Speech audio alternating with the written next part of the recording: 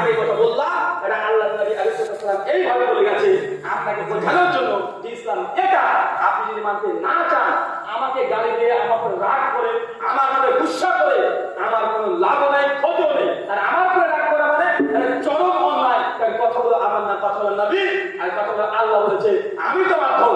সূরা গাশিয়া 88 আয়াত 21 আল্লাহ বলছে ফাযাক্কির ইন্নামা আনতা মুযাক্কির লাস্তা আলাইহিম মুসাইতির, যে তোমাদের কাজ ইসলাম থেকে প্রচার করা।